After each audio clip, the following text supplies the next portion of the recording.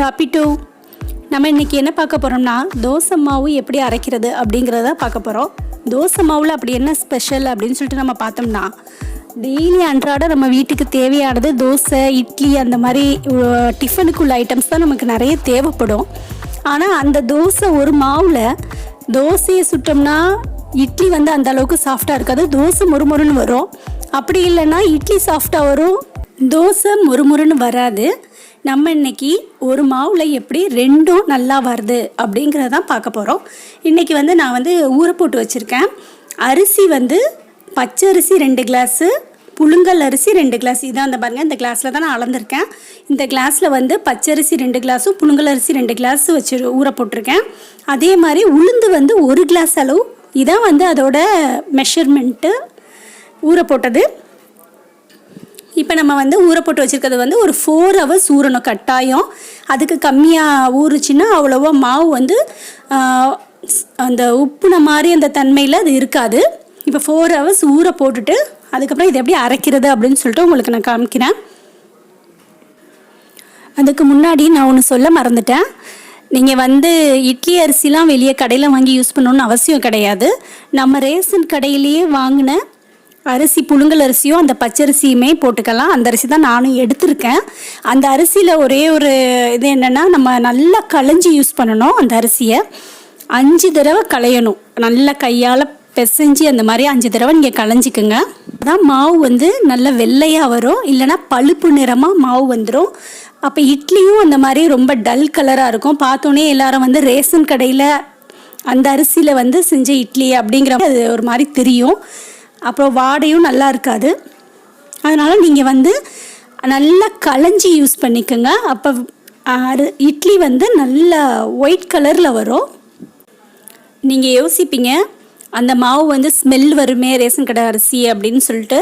நீங்கள் அதோட டிப்ஸே இதுதான். நல்லா களைஞ்சி யூஸ் பண்ணிங்கன்னா ஸ்மெல்லும் வராது, பார்க்க அந்த இட்லியும் நல்ல பிரைட் கலரில் இருக்கும். அப்போ ரொம்ப நல்லாயிருக்கும், சாப்பிட்றதுக்கும் ரொம்ப நல்லாயிருக்கும்.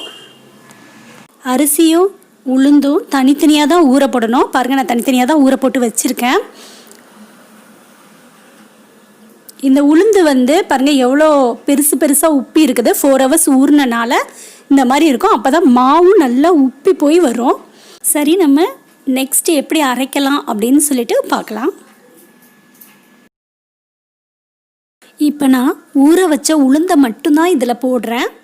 இந்த உளுந்து 3/4 மணி நேரம் தனியாகவே இதை ஆட்டி எடுத்துக்கலாம். நல்லா ப்ளஃபியாக வரும். இந்த உளுந்து அப்படியே பார்க்கும்போது வெண்ணெய் திரண்டு வந்திருக்க மாதிரி இருக்கும். 3/4 மணி நேரம் நம்ம ஆட்டி எடுத்ததுக்கப்புறம் உங்களுக்கு எப்படி இருக்குன்னு காமிக்கிறேன். இப்போ நம்ம உளுந்தை போடுறோம்.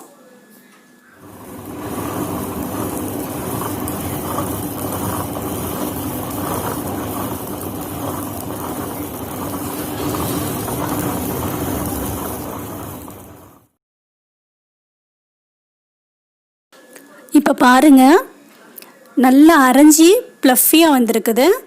இந்த பதத்துக்கு இது வரணும். அதனால தான் நம்ம ஒரு 45 minutes அரைக்கிறோம். உளுந்தை அரைக்கும் போது வெண்ணெய் மாதிரி நல்லா திரண்டு வரும். அப்புறம் இதை நம்ம எடுத்து வச்சுக்கலாம்.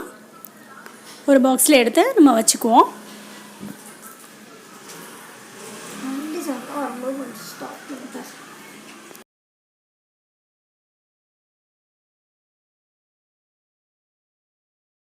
இப்போ நம்ம அரிசியை போட்டு ஆட்டி எடுத்துக்கலாம். இதில் பதம் எப்படி இருக்கணும்னா, லேசான நறுநறுன்ட்டு அந்த மண் பதம்னு சொல்லுவாங்கள்ல, அந்த மாதிரி இருக்கணும். ரொம்ப சாஃப்டாக அரைச்சிடாதீங்க. கொஞ்சம் குறைன்னு இருந்தால் தான் இந்த மாவு நல்லாயிருக்கும்.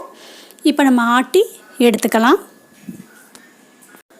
பாருங்கள், நம்ம சொன்ன பதத்துக்கு இது நல்லா அரைஞ்சிருச்சு. இப்போ நான் இதை தனியாக எடுத்து இதை வச்சுக்கிறேன்.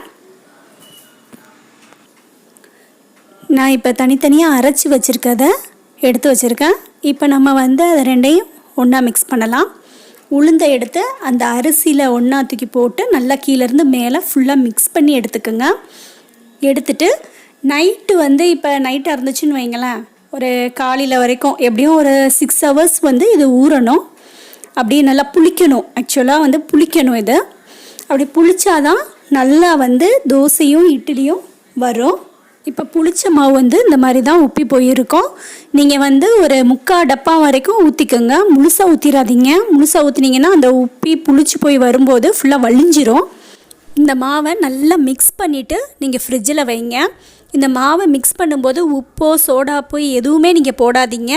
ஃப்ரிட்ஜில் வச்சதுக்கப்புறம் உங்களுக்கு தேவையான அளவுக்கு மட்டும் மாவை எடுத்து அதில் உப்பு சோடாப்பு அந்த மாதிரி போட்டு யூஸ் பண்ண பழக்கத்தை கொண்டு வாங்க. ஏன்னா நிறைய பேர் சொல்கிறது என்னென்னா, நாங்கள் வந்து மாவு வச்சு 1 வீக் வந்து சாப்பிட முடியலை, அந்த மாவில் வந்து தோசை இட்லி எது சாப்பிட்டாலும் புளிக்குது அந்த மாதிரி சொல்கிறாங்க. நீங்கள் 10 டேஸ் வச்சா கூட புளிக்கவே செய்யாது மாவு. நீங்கள் ஃபஸ்ட்டு எப்படி வச்சிங்களோ அந்த மாதிரியே இருக்கும்.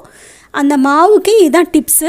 நீங்கள் வந்து எந்த சோடாப்பு உப்பு எதுவுமே கலக்காதீங்க. அரைச்ச மாவை நல்லா மிக்ஸ் பண்ணிவிட்டு ஒரு பாக்ஸில் போட்டு அடைச்சி நீங்கள் வச்சுருங்க. தேவையான அளவு மட்டும் எடுத்து அதை போட்டு நீங்கள் மிக்ஸ் பண்ணி உப்பு சோடாப்பெலாம் மிக்ஸ் பண்ணிவிட்டு நீங்கள் சுட்டுக்குங்க. அந்த மிச்சம் அந்த சுட்ட மாவு, அந்த தோசை இட்லி சுட்டுட்டு மிச்ச மாவு வந்தால் கூட அதை இதுக்குள்ளே ஊற்றிடாதீங்க. ஊற்றாமல் அதை தனியாக ஒரு பாக்ஸில் போட்டு நீங்கள் ஃப்ரிட்ஜில் வச்சுக்கோங்க. அந்த மாதிரி நீங்கள் யூஸ் பண்ணிங்கன்னா 10 டேஸ் ஆனாலும் இந்த மாவு வந்து புளிக்கிறதுக்கு சான்ஸே இல்லை. நீங்கள் ஒன்ஸ் யூஸ் பண்ணிவிட்டு எங்களுக்கு கமெண்ட் பண்ணுங்கள். நான் இப்போ தோசை மாவு கரைச்சி வச்சுருக்கேன். இப்போ வந்து நான்ஸ்டிக் யூஸ் பண்ணலை, இரும்பு சட்டியில் தான் நான் தோசை போடுறேன். எப்போவுமே நம்ம இரும்பு சட்டியில் வந்து போடும்போது தோசை நல்லா மொறுன்னு ஹோட்டலில் நம்ம நெய் ரோஸ்ட்லாம் வாங்குவோம்ல அந்த மாதிரி இருக்கும். இப்போ நீங்கள் நான்ஸ்டிக்லாம் போட்டிங்கன்னு வைங்களேன், ஒரு மாதிரி ஊத்தாப்பம் மாதிரி கொஞ்சம் வரும். இப்போ நீங்கள் இந்த மாதிரி ரோஸ்ட் பண்ணிலாம் சாப்பிட்டுட்டிங்கன்னா ஹோட்டலில் தோசை போய் சாப்பிட கூட பிடிக்காது. வீட்டில் உள்ள தோசை தான் நல்லாயிருக்கும் அப்படின்னு சொல்லுவாங்க. சரி வாங்க நம்ம இப்போ தோசை சுடலாம்.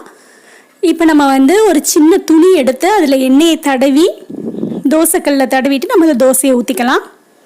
இப்போ பாருங்கள் எவ்வளோ ஸ்மூத்தாக அழகாக ஊற்ற வருது அப்படின்னு சொல்லிட்டு நல்லா பெரிய தோசையாகவே ஊற்றிக்கலாம்.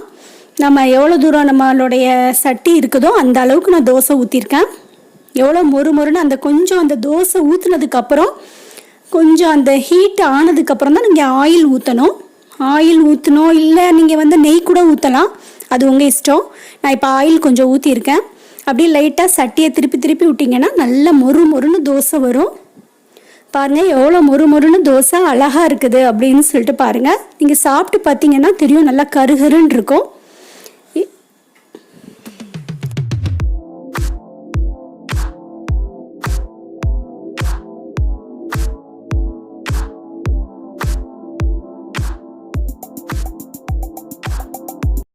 இப்போ நம்ம இட்லி மாவு பாருங்கள் எவ்வளோ திக்காக வச்சுருக்கேன்னு சொல்லிட்டு, தோசை மாவு அளவுக்கு இருக்காது இது. இப்போ நம்ம தோசை மாவுக்கு வந்து வெறும் உப்பு மட்டும் தான் போடுவோம். இட்லிக்கு வந்து சோடாப்பும் உப்பும் சேர்த்து போட்டு கலக்கி வச்சுருக்கேன். இப்போ நம்ம இட்லி இந்த தட்டில் வந்து எண்ணெய் தடவி வச்சுருக்கேன், இந்த தட்டில் ஊற்றலாம். இப்போ பாருங்கள் இட்லி ஊற்றிட்டோம். இட்லி ஊற்றினதுக்கப்புறம் 10 மினிட்ஸ் உங்களுக்கு அவிச்சிட்டு இந்த இட்லி எப்படி இருக்குதுன்னு சொல்லிட்டு உங்களுக்கு காமிக்கிறேன். இப்போ நமக்கு மல்லிகைப்பூ மாதிரி இட்லி கிடச்சிருச்சு. இப்போ இதை நான் பிளேட் எடுத்து வச்சுட்டு உங்களுக்கு எப்படி இருக்குன்னு காமிக்கிறேன்.